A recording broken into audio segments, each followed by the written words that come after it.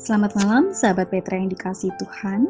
Malam hari ini Rema Renungan Malam akan dilayani oleh Bapak Pendeta Anang Sumanto dari GKMI Yogyakarta Cabang Pundong. Dengan tema, apakah Anda kritis terhadap orang lain?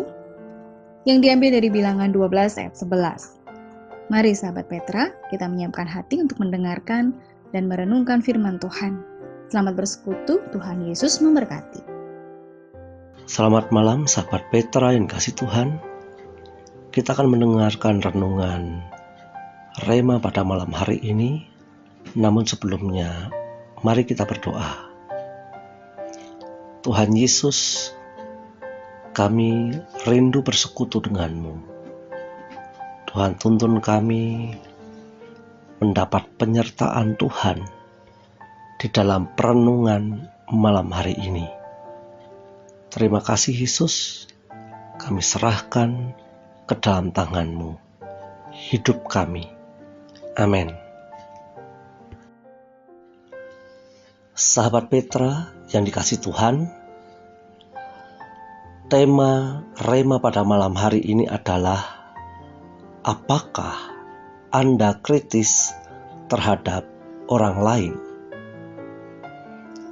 Kita akan membaca di dalam Bilangan 12 ayat yang ke-11. Demikian firman Tuhan. Lalu kata Harun kepada Musa, "Ah Tuanku, janganlah kiranya timpakan kepada kami dosa ini yang kami perbuat dalam kebodohan kami." Sahabat Petra, bersikap kritis itu baik, namun dalam artian membangun. Bila kritis dalam bentuk kritikan yang menjatuhkan, itu yang tidak berkenan di hadapan Tuhan. Hal ini terjadi pada Harun dan Maryam yang mengkritik Musa karena menikahi orang Ethiopia. Tuhan melihatnya sebagai dosa dan Tuhan murka terhadap Harun dan Maryam. Mengapa sahabat Petra? Karena Harun dan Maryam mengatai Musa. Nah, siapa Musa itu? Kita dapat menemukan sosok pribadi Musa. Kebenarannya bahwa Musa adalah seorang nabi yang sangat lembut hatinya, dan dia adalah hambanya yang setia. Dan pastinya semua peristiwa dalam kehidupan Musa bukan tanpa alasan. Semua pasti seizin Tuhan. Bahkan sekalipun Musa menikahi perempuan Kus. Sahabat Petra yang kasih Tuhan, bahkan kalau kita membaca di dalam ayat 6 sampai 8, Tuhan sendiri menegaskan tentang keberadaan Musa di hadapannya. Ayat 6, lalu berfirmanlah ia, "Dengarlah firmanku ini, jika di antara kamu ada seorang nabi, maka aku Tuhan menyatakan diriku kepadanya dalam penglihatan. Aku berbicara dengan dia dalam mimpi. Bukan demikian hambaku Musa, seorang yang setia dalam segenap rumahku. Berhadap-hadapan aku berbicara dengan dia, terus terang, bukan dengan teka-teki, dan ia memandang rupa Tuhan. Mengapakah kamu tidak takut mengatai hambaku Musa?" Sahabat Petra yang dikasihi Tuhan, sebab itu kita dapat menyimpulkan bahwa apa yang dilakukan Harun dan Maryam itu kurang tepat. Dapat kita baca pada ayat yang ke-11, dan ini adalah pengakuan Harun ketidakbenarannya kepada Musa.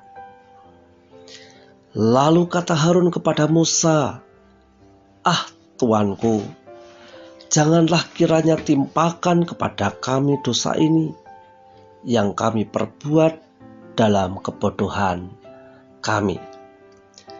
Menariknya sahabat Petra, pengakuan dosa yang dilakukan Harun tidak dia tunda-tunda.